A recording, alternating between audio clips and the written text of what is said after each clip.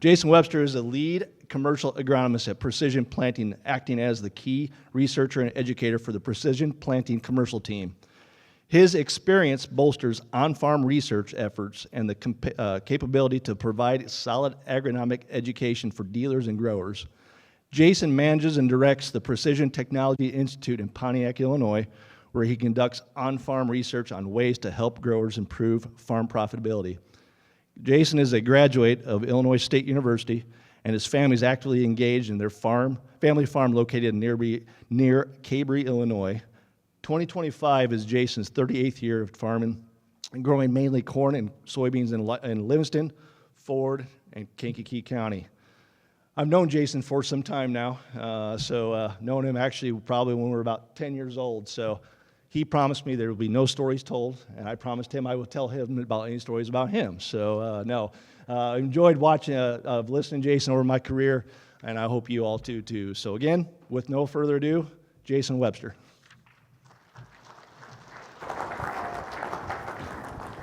Good morning. It's a pleasure to be here. I did the meeting last year in Highland, and it was such a great group. There was great questions, and when they asked me to come back this year, I thought, yeah, I'd love to do it. We've got winter conference going on for Precision Planting. Anybody been to a winter conference this week in Tremont? We've had numerous questions from growers saying, well, I went to winter conference. You're not going to talk about the same thing. No, I'm not. I do have a different presentation today. Let's see if we can get this clicker to work. There we go. Very good. Yeah, but it's a pleasure to be here. We love traveling around talking about what we learned this past year. I've been farming for 30-some years, and every year is different. This was my 38th year of farming. They say the average farmer will farm 40 seasons. I think I'm almost due here. I don't know if I'm going to go bankrupt or I'll be dead. I don't know what the situation is, but I'm coming up on 40 here pretty fast. But every season has a story, and we're just trying to learn. We're trying to be better, and with the economics we're currently in right now, I think we have to. So I'm going to share data with you today. I'm a big data guy. I get a little irritated when I hear some agronomists and research organizations talk, and they say, well, in my opinion, opinions don't matter. I mean, it's good that everybody has thoughts, I guess, but I mean, for us, it's all about data. We need to initiate protocols in the field, and I want the numbers. In other words, if I do a certain management practice out in the field, I expect it to pay. If I'm going to invest any money in something on the farm right now today, it's got to go to work for me and make me money. Otherwise, I'm not going to do it. I just can't afford to do it right now in the current economics that we're at. So the data today is going to come from what we call our PTI farm, our Precision Technology Institute. It's in Pontiac, Illinois. Some of you may have come to this farm, but it's an experiment station where we conduct about 160 different agronomy trials every single year. And when the calendar flips in the summertime to June, July, August, and September, we open our doors to the public. We have growers from all over the country and all over the world come to the PTI farm, and we have a conversation about challenges we all have on our farms. We bring technology to the farm, we bring different products to the farm, and we say these could be some of the solutions for the challenges that we have. And so it's just a conversation every day about being better. And what we do at the farm is this. This was our mission when we started this farm 7 years ago, that we're going to challenge the status quo. I know farmers, because I'm kind of the same way. As I get a little older, I get set in my ways. Any of you guys think you're kind of set in your ways? I know you guys are. You get comfortable doing the things you're doing on the farm. Dad taught you how to do it. Granddad taught him how to do it. And by golly, it's just what you do. When the calendar flips over every year to say spring planting, you guys know what to do because you've done it the same way forever. But how do you know it's the right thing? Or let me back up a little bit. How do you know it's the best thing to do for your farm?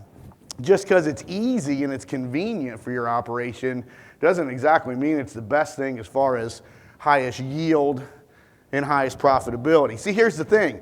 With farming, it's a business. It's a business, isn't it?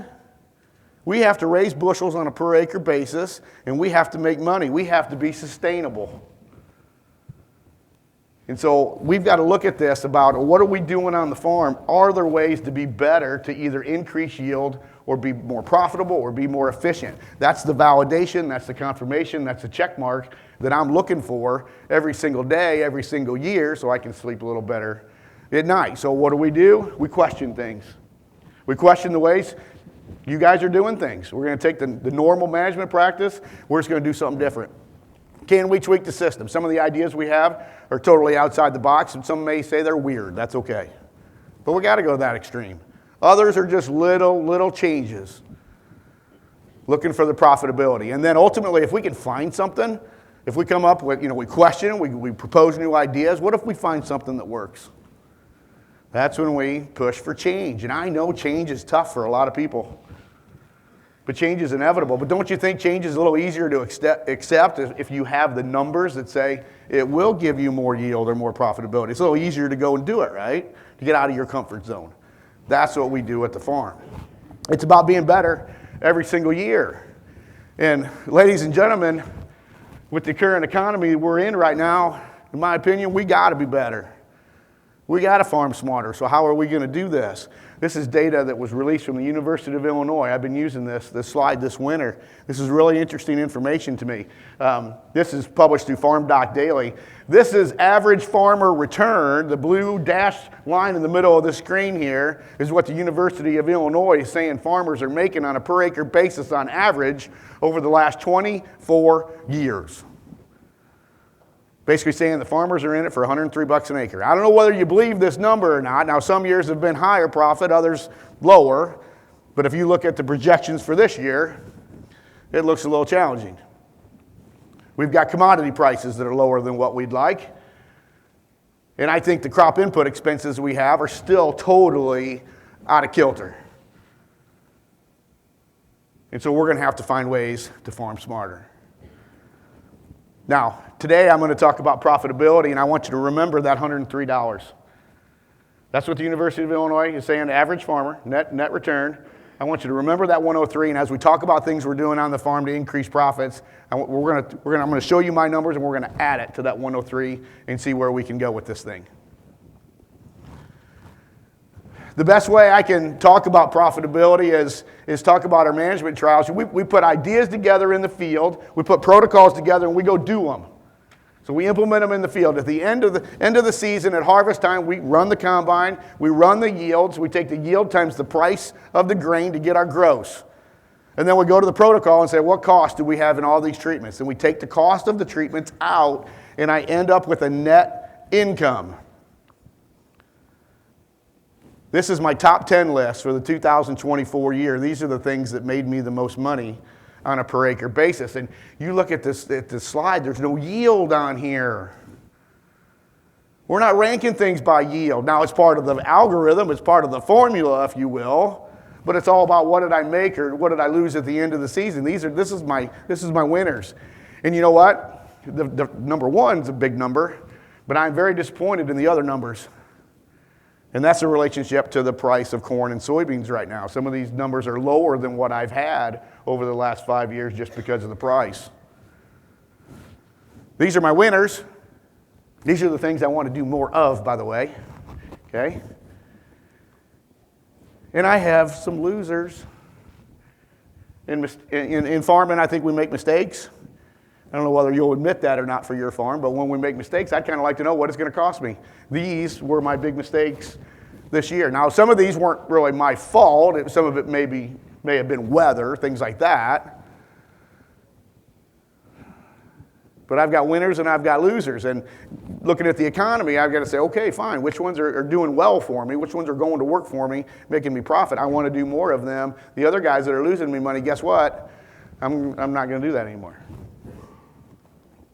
So I thought we'd talk about some of the winners here first. What are the things that are making me the most money? And number one is irrigation. And some folks right away, and let me just ask a question. How many folks can irrigate their crop? Show of hands. I have one, two. I've got two, three. I feel like an auctioneer now. 3 people out of the room. It's a very low percentage. Some people get mad at me when they come to the PTI farm. Matter of fact, I had one gentleman that came to me one year. It was a year ago, I guess it was. He said, Jason, thanks for the invite to your research farm. I just want to let you know I'm never coming back again. And I said, well, geez, how did I offend you? What did I say? And he said, you didn't say anything. You can irrigate your crop and I can't, and I'm jealous, is what he told me. And I said, don't get mad at me. I said, no one else in my county can irrigate either. I'm in Livingston County in Pontiac. There's nobody with an irrigation pivot because we don't have a water table. We don't have water underneath us. We made our irrigation system possible, and it's my number one revenue product. Water management is crucial. I don't care what crop you're growing, you got to manage the water. What's the biggest variability in farming? Water. And so we're taking that out of the mix, and it's really working for us. It really is. Now, remember the University of Illinois number, $103 average net return. You're going to take that $103 and you're going to add it to that $317, and it shows you how powerful water management can be. When we started the farm in 2018, I'm just like you guys. I'm a farmer. When we acquired this research farm, I said, let's farm it for a couple years, just like you guys do when you pick up a farm or buy a new farm. You got to farm it for a couple years and figure out what's wrong with it, so you can fix it, get higher yields, higher return. Drainage was a big one for us. There was no tile in this farm, and we said we got to bring oxygen back into the soil profile and get high yield. So we started putting some drainage tile in, and I said, well, listen, we're going to get rid of water when we're wet. That rainwater, so this is what happens here. It rains, rain goes through the soil profile, and when the water table comes up, I get too wet of soils. This tile I'm putting in, will take the excess water away. And you folks have tile on your farm. When your tile outlet, where does it take the water to? Where does it go? When the water leaves your farm, where does it go? This is when you talk. The creek or a river, very good. But the point is, you never see the water again, right? Good riddance, see you later. That was the one thing I didn't want to do with this project. I said, we're going to put different tile lines in, or different tile patterns. We're going to evaluate 15 foot, 30 foot, 60 foot. We even put some 120s in when we first started. We've since busted those down. But look at that body of water in the middle of the screen. We put a man-made reservoir in. That's my outlet. So when the soils get wet, the tile will take the excess rainwater away and it'll park it in that reservoir, and I just kind of hold it as long as I can during the summertime, because that's when I'm going to recycle the rainwater that's in that reservoir to irrigate and fertigate my crop. That's our reservoir. This is the lowest elevation of the farm. When we started farming the property, when it would rain and I would plant a crop in this area right here, the rain would just flood. And I couldn't grow a crop, but I'm spending high money on seed, fertilizer, but I can't grow a crop. And I said, let's farm smarter. If that's going to hold water when it rains, let's just make it bigger and make it deeper. That reservoir is 25 foot deep. It's 2.5 acres in size. I wasn't growing anything on that 2.5 acres anyway. It was costing me money. So I said, let's just use it to help us out in the farm to make the rest of the farm better. Look at that white pipe. Some of the cleanest water I've ever seen coming out of that pipe. But that's excess rainwater coming from the tile. We keep our soils oxygenated, and that's where we're getting some of our highest yields. Now, I can't put an irrigation pivot up because I don't have enough water in this reservoir. I don't have an aquifer underneath me. So we're going to use about half the water we normally would. We use drip tape. Now this drip tape is laying on top of the soil surface. It's on corn rows right now. We put them on 60-inch centers. Every other row, that drip tape. You guys ever gone to the hospital and seen somebody on an IV drip? That's kind of what this thing is. That drip tape has got emitters on it, and they'll just drip water, and I control the speed of the drip through my irrigation lift station. But I can put water in that drip, or I can put food in it. I can do both. It comes along with the package, giving it water, and I can give it nutrition. We prefer the drip underground because it is quite labor intensive laying this drip tape and then picking it up. But we only put it on top of the soil surface so when you guys come to the farm, you can see it. I'm a visual person, and when you tell me about something, I got to see it, touch it to understand how it's all designed. Most of it's going to be buried. We go 14 inches deep. We have to be careful with this, with the field operations, because we can't really go out and cause a whole bunch of compaction. If we do that, can we just bring a deep ripper in and rip 16 inches deep to take care of that compaction that we caused? That would be a problem because we're going to dig up our tape. So we have to be smart. We are strip till. I may mention that a few times here during the presentation. I'm running my strip till about 8 to 10 inches deep, and with this drip tape buried 14 inches, everybody can play nice. But we've got pigtails in here. This should last for 25 years is what they tell me. I hope I'm around at the end of the 25 years to determine whether they're right or not. But we set this up on 40-inch centers, and we've got instant access to water. The only challenge with burying this drip is we've had some very tough June months. Has your June's been very good here the last couple of years? I mean, June's been our hottest month. It's not July or August. It's been June. I can't feed it. I can't irrigate a crop with it 14 inches deep, that drip tape. It's too far deep, and it can't get to the small root system of that corn plant early. That's been my only challenge with it. Surface drip has been much better in that scenario. Look at the variability from year to year. We started in 2019, 42.5 bushel yield responses by being able to irrigate and fertigate. I've been up to 105. 2020 was 105. Can you imagine getting an extra 105 bushel of corn by just being able to put water to it? Taking the variability out of farming. It's been incredible. This past year, 64.9 bushel yield increases. We couldn't buy rain this past summer. And the problem was everyone else was getting it. You ever had that on your farm? Everybody else gets the rain and you don't. You ever had that happen? Yeah, that's what happened to us. We could almost see it and touch it and feel it, but we just didn't get it. So we had to irrigate, and we used every last gallon in our reservoir. We ran out. And I don't know if I got a picture in it here, but the reservoir is dry right now, still. The drought in the summertime extended through the fall, very dry fall. We haven't had much snow and or rain here this winter, and this reservoir is empty. So I'm already talking about a challenging economic year in 2025. I don't have any water to irrigate with, so it's going to make it even more challenging if we don't get some spring rains to fill it. This is the difference of putting drip underground versus surface applied this past year. There is a little bit of an advantage for burying it 14 inches deep. And most of that is sunlight burn. You put it on top of the ground, the sunlight is going to hit that water, and you're going to get some of that burning off due to temperature. Now, we're still using the tile component to irrigate.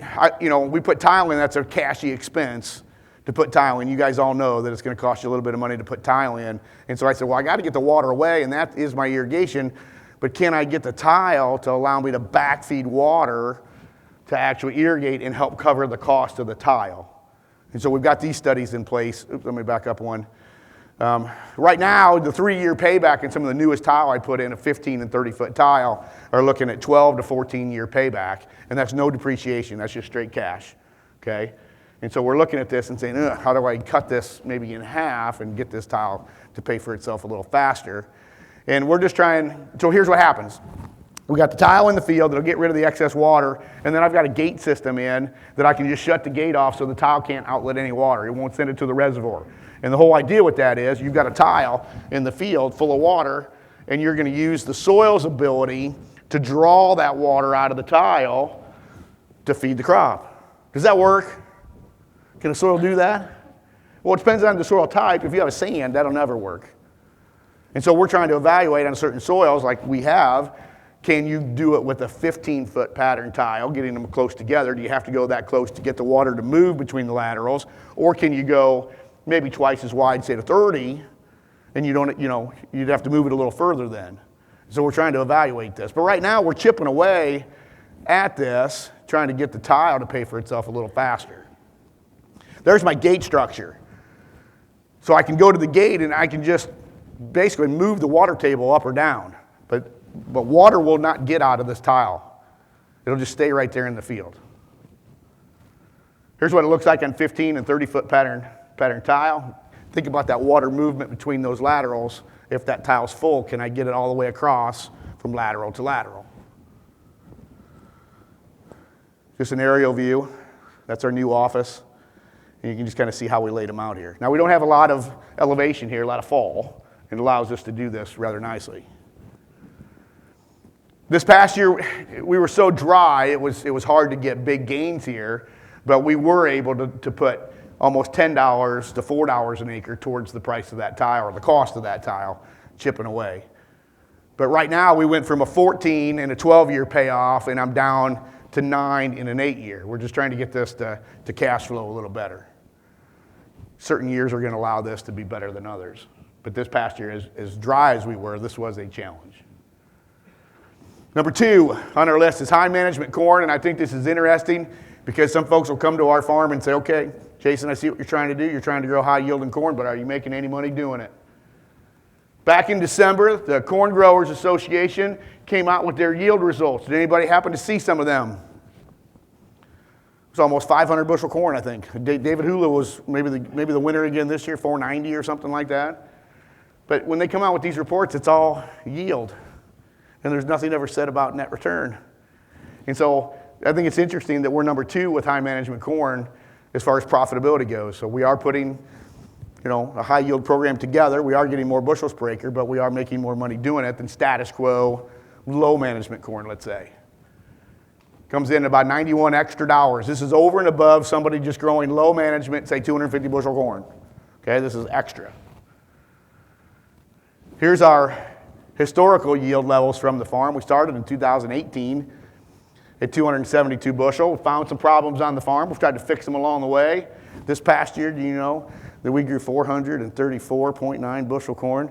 Ladies and gentlemen, when you grow 434 bushel corn, it makes you smile.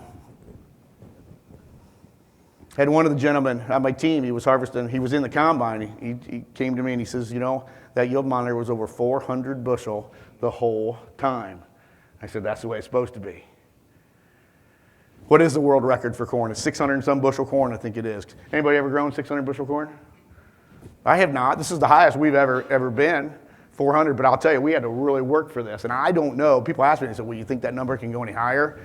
I'm like, I don't know what we're going to have to do to get it higher because we put a lot into this. But it's a 60% yield improvement from our first year at the farm to where we are now. And I really like that number.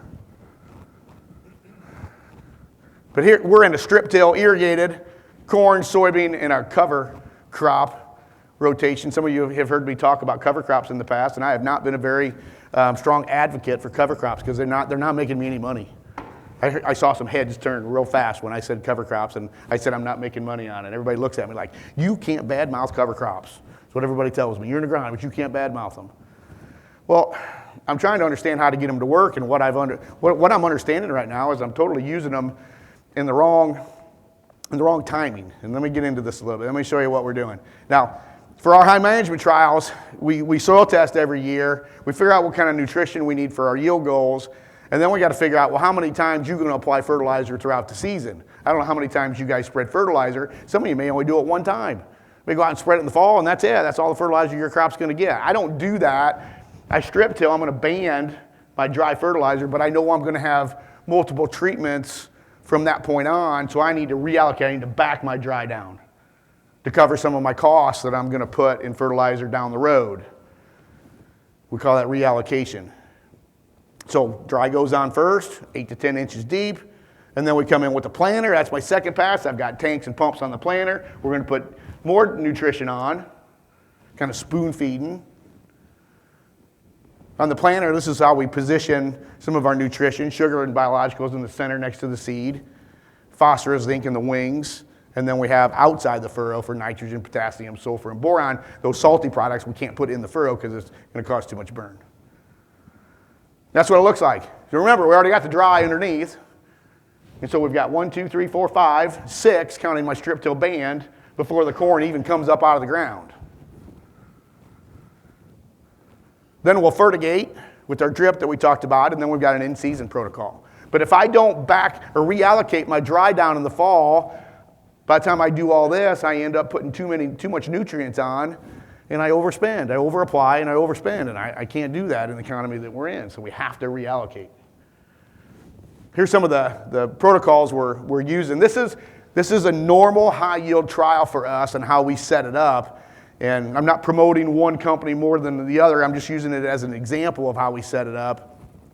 I think yield is probably the best way to describe it, but my control is just dry fertilizer through the strip till.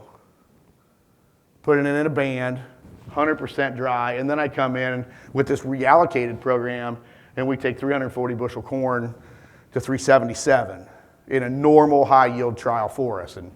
And those were some pretty good yields. Did they make us any money this year? A little lower than I've been in the past, but that's due to the commodity price more than anything. but we're making money on it versus a standard program.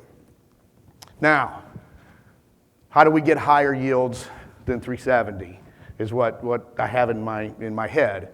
And we've taken a different management approach with these cover crops that I mentioned earlier.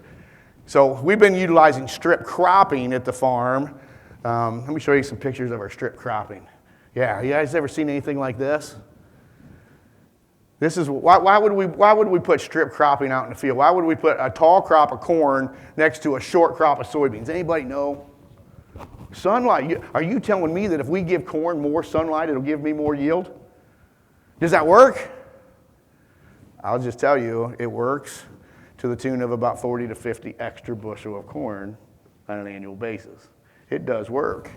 Giving corn more sunlight. Now, look at the direction I'm planting the corn. I've got two different directions here. I've got north, south, and east, west. Which direction you suppose is best? They say a picture says 1,000 words, and that one says 1,000 words to me. Look at the north, south rows.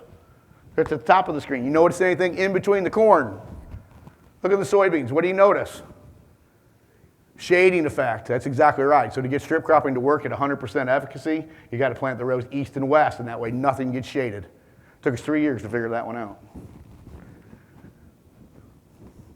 Now it's a matter of how wide do you make the strips. When I started, I went 40 foot wide because I had a 40-foot planter. Sure made it pretty easy. But I quickly realized that's not the way to get highest yield. You want more sun, you need to get the rows as narrow as possible. So then we went to 20 foot. We thought, I still have an 8-row corn head. It fits down here kind of nice. And now we're down to 4 rows. We're 10 feet wide. How are you going to plant this? How are you going to harvest this? And how are you going to spray it? Those are always the questions we get.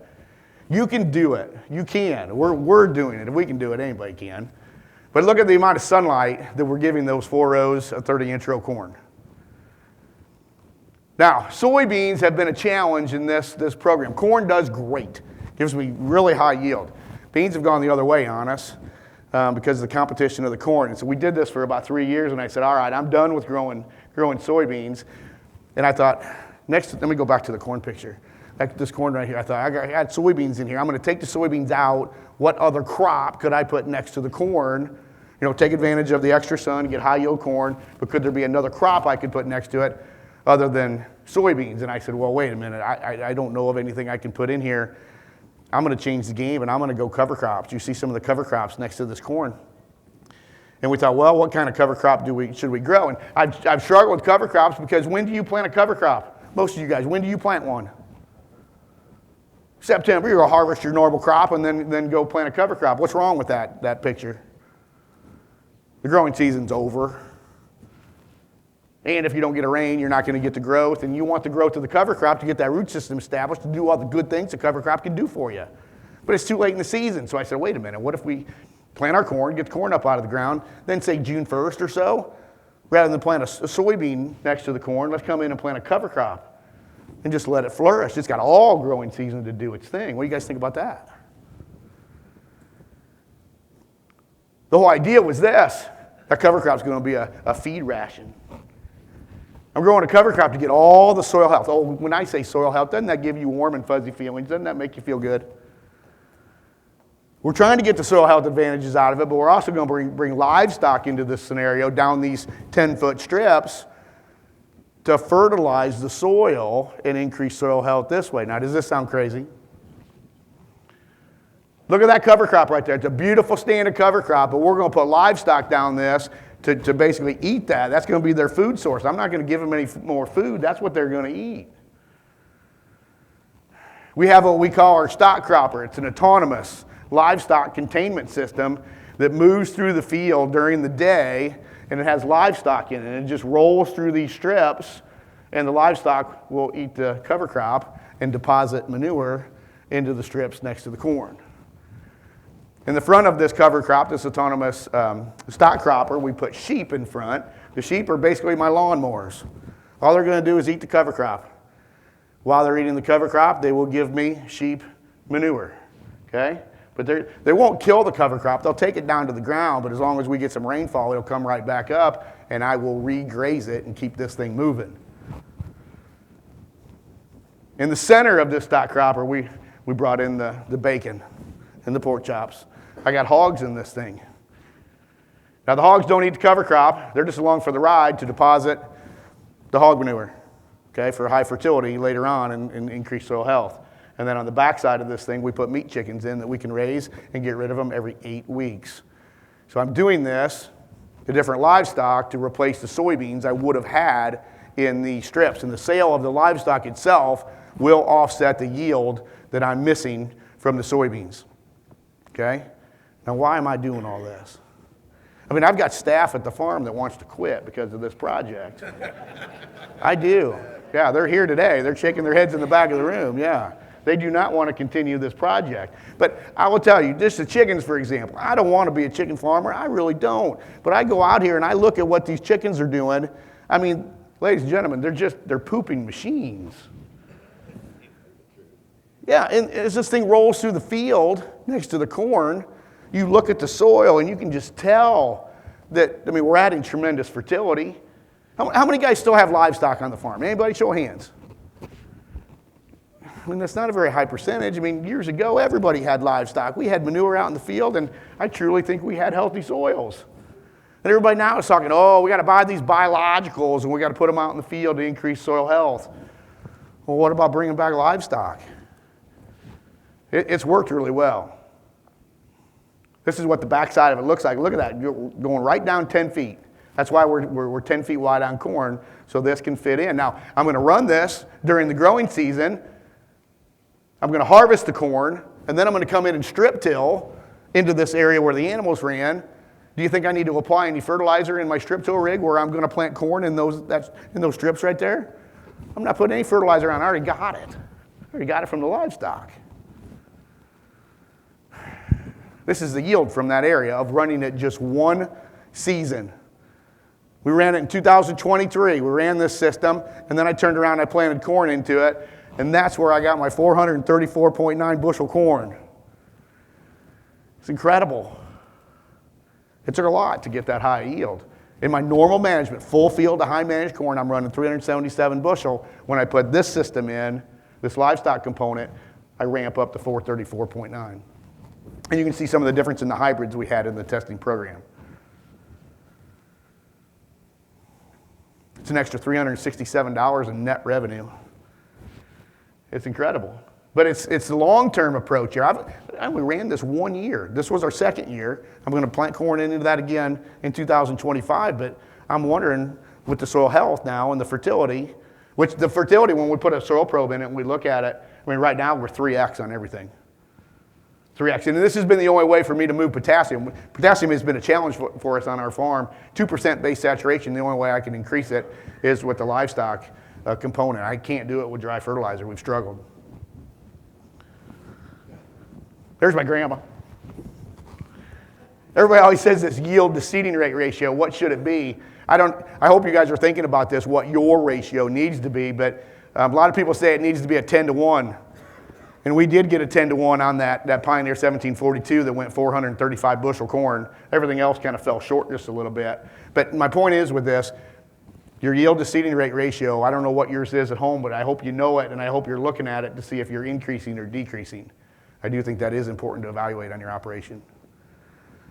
Number 3, this tends to be a touchy one with my ag retailers. They don't like this one very well because it's band versus broadcast fertilizer, and it comes into rate effect. An extra almost $90 an acre. There's my strip till. Now, how are you guys going to put fertilizer on? In the old days, on our family farm, Dad and Grandpa would use that spinner truck, and they'd go blast on their dry fertilizer. I know some of you guys still use this, right? But we're coming in with a strip till rig and banding our fertilizer in those tillage strips, and farmers will come to me and say, Jason, since you're banding fertilizer, do you think you could put less fertilizer on because you're not broadcasting, you're banding in a concentrated zone? What do you guys think the answer to that is? This is why my retailers don't really like me, right? Because they want to sell me more fertilizer. We take the opportunity. This is a 10-year study. We've got trials at the farm that literally, we're going to study them for 10 years to figure out the long-term effects. It's not just this year or next year, it's 10 years. And so we look at 100% broadcast, which would be status quo industry standard, to then cutting our rates by 25% all the way down to 0. So in the end of 10 years, I'm going to have strips, the same strips, that have never had fertilizer applied. And we're going to take a look and see what the advantage or disadvantage is. Right now, this is the multi-year 21 to 24 advantage of banding versus broadcasting corn. It has one at every single rate with 75%. So that's a 25% reduction in fertilizer. I'm making almost an extra $30 by reducing my fertilizer rate and banding it. That's what this slide is telling me.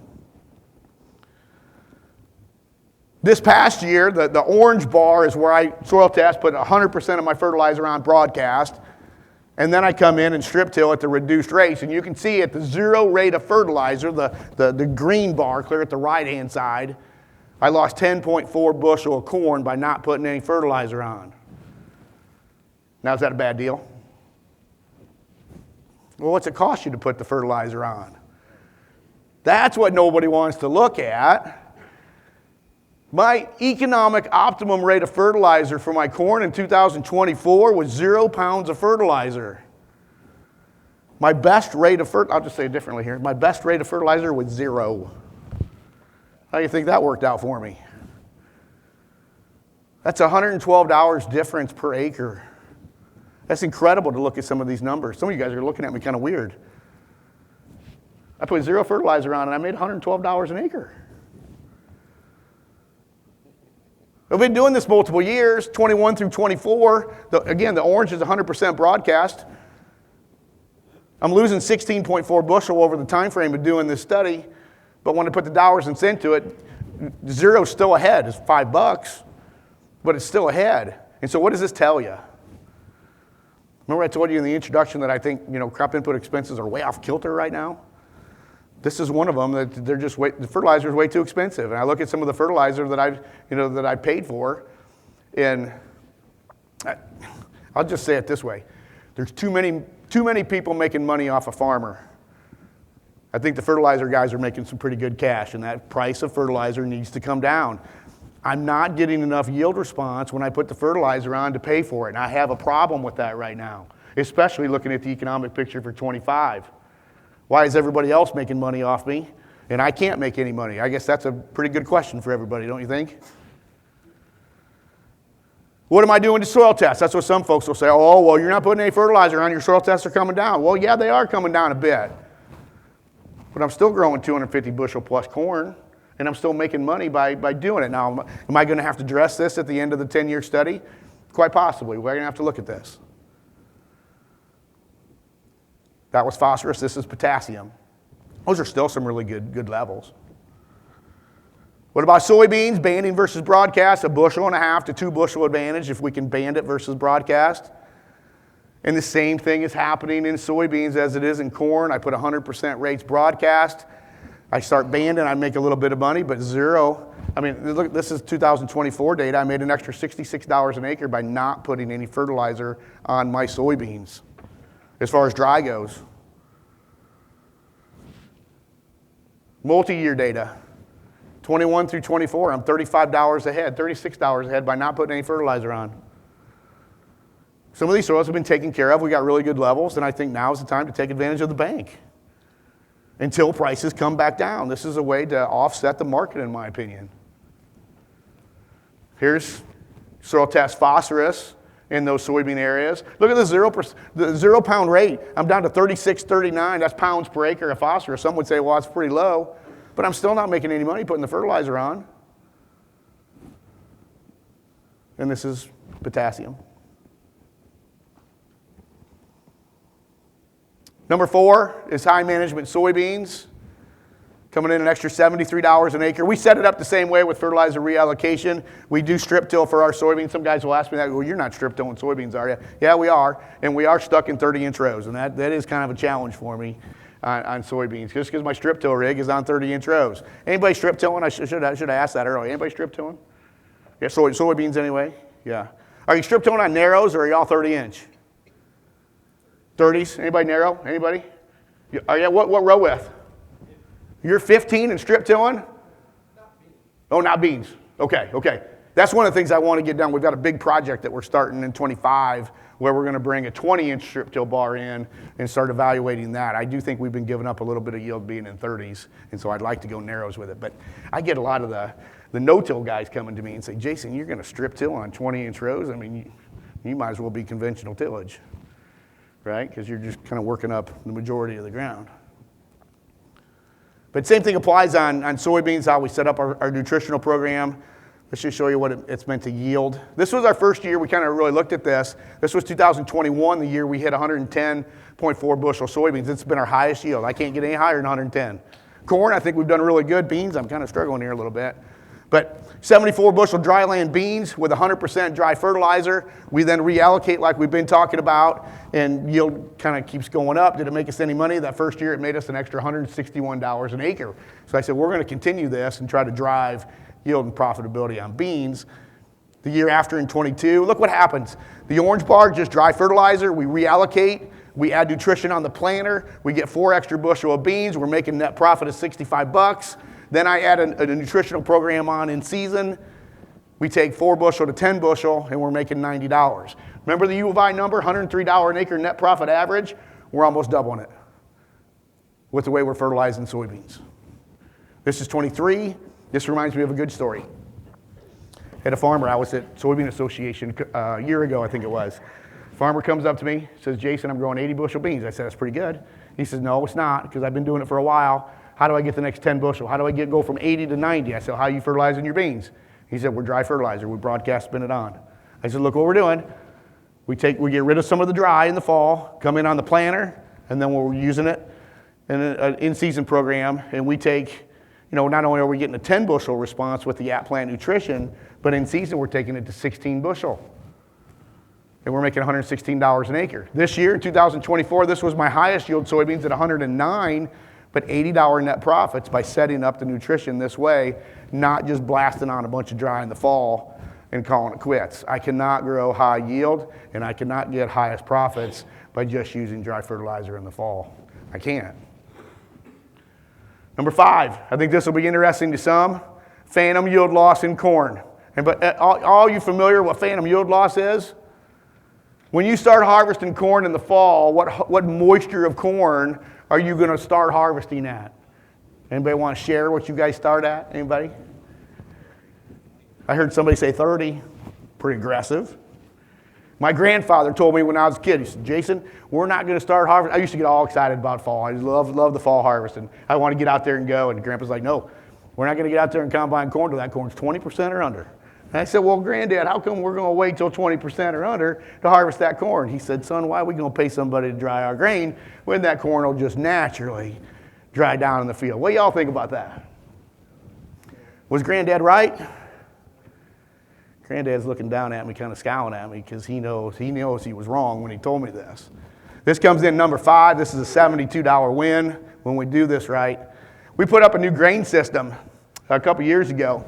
And we got a new dryer out here at the farm, and it's allowing us to figure out what is the moisture of corn that's making me the most money on a per acre basis. I've been wanting to know this for quite some time, just didn't have a system in place to go do it.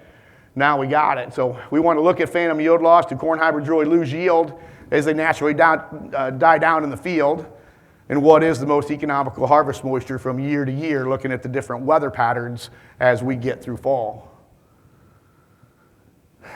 This is an average of 5 corn hybrids. We started harvesting at 26%. I wanted to go a little wetter, but I never made it in time. It just dried down so fast. You guys know what I'm talking about this fall, right?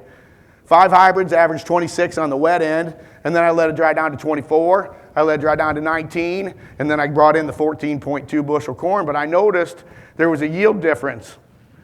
My highest yields came at my wettest corn. And again, that's an average of 5 hybrids. Now, if you're going to harvest wet corn to try to capture some of this higher yield, when you take your corn to your commercial elevator, they're going to charge you drying charges, right? And shrink. This is what I'm paying for 26, 24, 19, and 14% corn. Everything taken to towns at 1.4% shrink and 14% moisture as we calculate these numbers. Does everybody know what shrink is? You got to take the water out of the corn to get the true weight out of it, right? And you guys know what you pay for shrink? I guess I should ask that question. You know what you pay for shrink at your local grain elevator? Let me rephrase it. Does anybody manage a grain elevator? Let's do that first. If there's one in the room, they ain't going to raise their hand right now. I can tell you that. We're paying 1.4% shrink. Purdue University did a study and said that 15% corn is 1.176% shrink. And I said, well, wait a minute. How come my elevator is charging me 1.4? You know what my elevator manager told me? Because we can, is what he told me. You're paying a grain handling fee at 1.4% shrink, and nobody seems to be questioning this. It's an extra cost. We're just being charged this. One elevator manager said, well, you know, as we move grain after you bring it to us, it's damaged and we lose some of it. And I said, well, that's not my fault. You did it. But we're paying for it. And so we factor this in, and this is me taking these 5 hybrids of corn at these moistures to town and letting them charge me for shrink and drying, and I made the most money on a per acre basis with dry corn, 14% corn. You see, the grain elevator's got it figured out how to charge you. They do. They've got this thing situated where that's what's going to make you the most money with not having to pay them drying. They're going to make their money on this thing, right? Now here's the thing. I got a grain system now. I'm drying the corn. I'm using propane. I'm paying $1.68 a gallon for propane rather than paying the grain elevator to dry the corn. I don't have I'm going to take 14% if I take it to town. I'm going to use 15% shrink if I'm storing it in my bins. Look what happens when I did it myself. The whole thing flipped. It's totally inverted. With the drying system I have on the farm, I made the most money at 26% corn.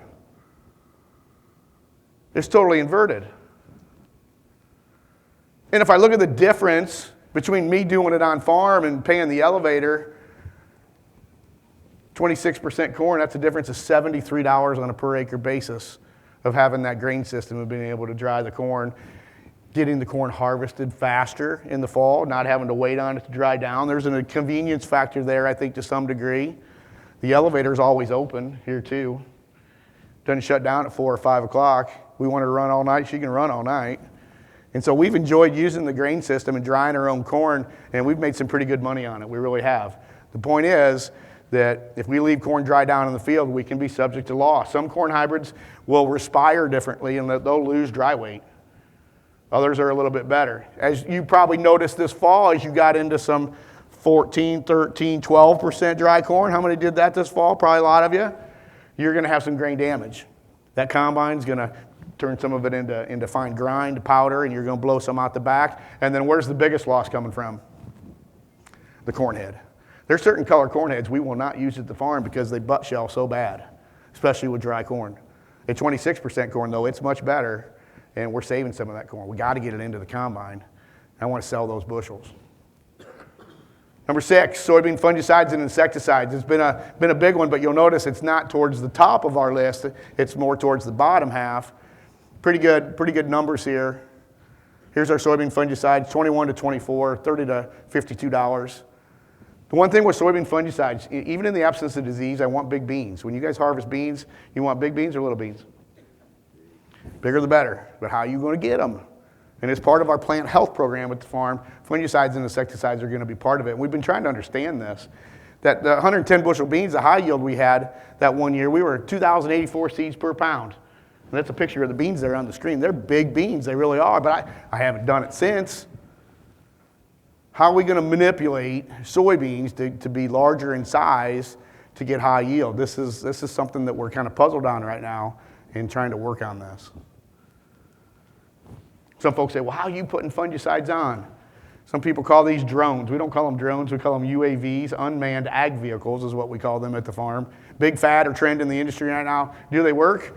Yeah, I think they work. This is 2024 data, about a half a bushel difference between a drone, if you will, versus a ground rig at 20 gallon to the acre with the advantage to the aerial. 2-year data would say it's about a $3 to $4 gross advantage, and then you would have to look at costs because there are some cost differences for ground and air. But I think the props on these UAVs or drones, they're moving air, and they're moving air down, and it makes the canopy dance is what I call it. And it'll open up, let the product get in. A fungicide in the crop of soybeans, it works this way for corn too, they only move upward in the plant. So the trick is you got to get them as far down the plant so it can move upward to protect the plant. If you only cover the top half, you can still have disease on the bottom, and it's going to continue to spread. So the props moving making those soybeans dance opens it up and lets us get it deeper. Number 7 is the planter. It's our closing system. We evaluate a lot of different closing systems, and I've never known how to set these in the past, and we've gone to an automated system like you see in the top middle part of the screen, and it's really allowed us to do a better job of closing. Let me just get into some pictures. The closing system on the planter, we talk about this all the time. Closing system is supposed to do 2 things for me. Number 1, you have opening discs on your planter, and they come in and they make sidewalls. One job of a closing system is to remove them, make it look like you were never there, because if you leave the sidewalls there, that's a wall, that's a barrier, soil density that the root system can't get out of. It's going to constrict you to getting water and nutrients. Get rid of that compaction. The other thing is, look at that green seed on the screen here. This green seed is in the furrow. You can see where the openers came in and made the V, but the closing system never got rid of the sidewalls. It got rid of the top half, but it didn't get rid of the bottom half. That seed is surrounded by what? I heard somebody say it, air. So you ever heard you need to have good seed to soil contact? You need to have good seed to soil contact because that seed needs to be attached to the soil so it can imbibe water so the seed can germinate. That seed is surrounded by air and it will not germinate. Well, it will, but what's going to have to happen for it to do it? You're going to have to get a rain and it'll collapse that trench, and then your seed will be able to get water. But the problem with that is now you got a late emerger. It's going to come up out of the ground. It's already got 2 big brothers right around it, and it's going to be a weed the rest of the season. And so this is a system we put together. It's got a sensor on it. And so as ground conditions change from hard to soft, the aggressiveness will change with it. And you don't have to do anything in the cab of the tractor except watch it in real time right on the screen. It's really changed the game with closing. We test this in different tillage environments. It's what we like to do to see the differences. Here's conventional tillage, our most aggressive. What kind of closing system do we need to have in that type of tillage versus strip till versus one of the biggest trends or fads in the industry right now, vertical tillage. If you use this for residue management, it can work fine, but if you use it for tillage, I don't know that I like it very well. And then the ultimate being no-till. But I mean, if you have these different tillage programs, what's the best closing system to have? And it's all about getting corn up out of the ground as fast as possible, and we give our corn 12 hours. We plant our corn, and from the moment in time we see one of those corn plants poke its head up, we say, okay, we got 12 hours to get everybody else up. 12 hours, that's it. That's how we're going to get highest yield out of this thing. And I'll tell you, we put starter fertilizers on in the trench. We put biologicals on in the trench, trying to get faster emergence. And the only thing we can get to work is how we pack the seed in the trench with soil contact to get it to imbibe water all at the same time. And they come up at the same time. And it's our closing system. It's the only way we've been able to do it effectively. No-till is generally our slowest, but it's cool, wetter conditions. And so you're going to get slower 12-hour emergence with no-till. Here's an average of all the closers we've been using. And that green line is kind of what we look at as our report card. Everything over 81% are the ones that are really doing a good job for us. The ones on the bottom side of that 81, which would include the case 2 stage germinators, and then the industry standard of the rubbers, just a dual rubber. Dual rubber system can't get the job done. Can't get rid of the sidewalls and push the air pocket out at the same time. It can maybe do one, but not both. And so here's what we do. We just take our row unit, we get rid of those rubber wheels on the back, and we remove it completely, and we put the automated system in, and we just let it go to work. Now, I know a lot of you guys may not have different tillage programs in a given field that you plant, but if you have soil variability going up and down the hills, this will go to work for you and make sure you're getting good seed to soil contact and blowing those sidewalls out. But everything's in real time. I mean, I look at the planters we have now. We got a monitor in the cab that's showing me everything as I plant. When I started farming in 1988, I never had anything like that. I had a CompuTrack monitor that basically said if I was planting or not. That's all it was telling me. The game has changed drastically now. This is what we talk about with the 12 hours. Anything after 12-hour emergence, we're at the next 12. At 24, we're losing 8% of yield.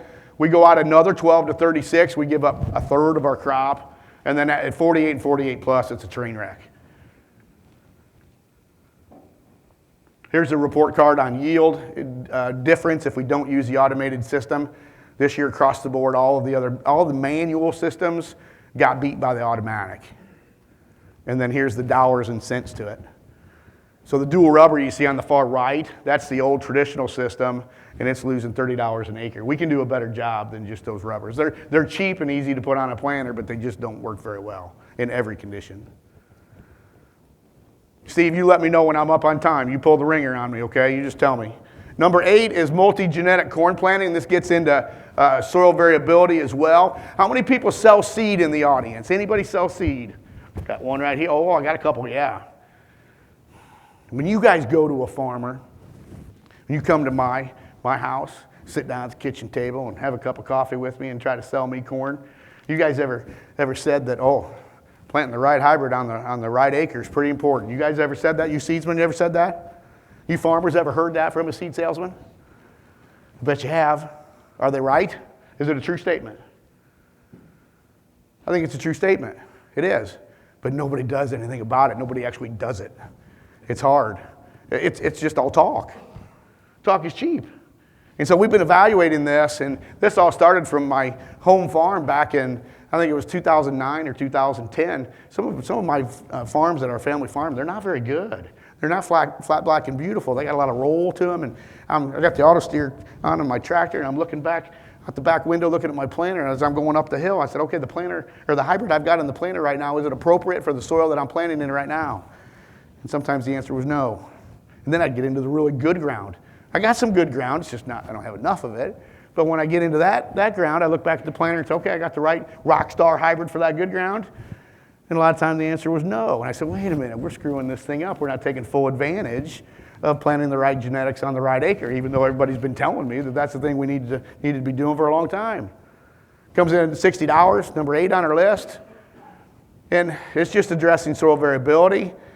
You know, for us, it's find the drought-prone soils and plant the right corn hybrid into it to maximize production. That's all it is. We take technology like this on the planter where we can basically take 2 corn hybrids and I can turn them on and off to maximize the yield. Get into drought-prone soils, we're going to put more of a defensive hybrid in. We get into the really good ground, I want the Rockstar. That's how and we'll change seeding rate as well. We can do a V-set select or we can do it with M-set, depending on if you want high-speed technology. Either one of them will work just fine. We go to our CCS planter, then I got 2 tanks on it. I got 2 hybrids in here, and it just turns on and off based on the area that I'm in the field.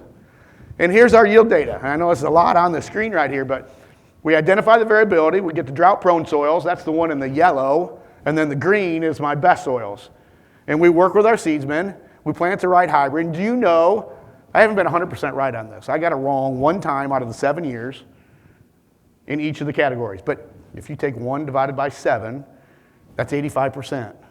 Okay. Ladies and gentlemen, have you ever been told that farming is considered gambling? You ever been told that? If you had 85% odds of winning, is that good? If you went to Vegas with 85% odds to win, would you come home with money? I think you would. That's all we're trying to do is improve our odds of winning. And it's working over the past 7 years. That's an 11 bushel yield gain on corn, and we're making almost $50 an acre. That's putting this thing to work and going after it and addressing the soil variability. That's corn. We're trying to do this on soybeans. I'm more of a corn guy than a bean guy, as I mentioned earlier, and I kind of forgot about beans in this scenario. You guys that sell seed, do you sell soybeans too? Some of you guys? Do you do this same thing, the placement is key on soybeans? I don't know that we've been doing that quite right. And so we introduced this to the PTI farm this past year, and I didn't do very well. I was 50% right on this one. But I felt like I was challenged by this, and I got to do better. So for this coming season, one of our new projects this year is a multi-variety soybean planting study. We're teaming up. It's a joint partnership with BSF, and there's the Tavo seed brand. And we're also teaming up with Advanced Agrilytics and their research arm of Ag Ingenuity Partners, and we're going to tackle this thing. So kind of working with the genetics, figuring out where yield comes from, and then we place them correctly. And I'll finish up with this. They tell me certain soybeans have yield personalities. You guys ever heard this before? The soybeans have personalities? I think this is fascinating. For example, you take the soybean on the right. Look at that big, bushy soybean. You guys ever seen these in your fields before? Oh, yeah. Yeah, they happen. But look at the real estate on that soybean. Where's it putting all the pods? It's using the main stem, that architecture for the pods, but then it also put branches on, and it's got pods on it as well. So it's kind of, you're getting more acres in the way I think with that soybean. You take the varieties though on the left, there's no branching ability. The variety can't do it. And so where's all its pods kind of stuck at? Only the main stem. Now how are you going to use this information if a seed salesman sat down with you and said, we've classified our varieties like this. The big bushy bean, how are you going to place it? You're going to put it on your drought-prone soils? That soybean, that big bushy bean, if you put it on your drought-prone soils, on the hills, and it don't rain, you go under stress, go into defense mode, that soybean plant, in order to protect itself, what is it going to give up first? The branches. But if it can't compensate to put pods on the main stem, ladies and gentlemen, you've just lost yield. So we're going to plant that big bushy bean in our high-yielding areas, the good soils, the low-stress areas, and then what are we going to do to seeding rate? We're going to lower our seeding rate, let it branch, let it flourish. Then on the hills, the drought-prone soils, we're going to go to those other personalities with pods on the main stem, and we're going to increase the seeding rate on those varieties. That's how we're going to place them. We know that the calculation for yield, or the formula for yield, is number of pods per acre times the number of seeds per pod times the weight of the seed. So now let's just figure out the management.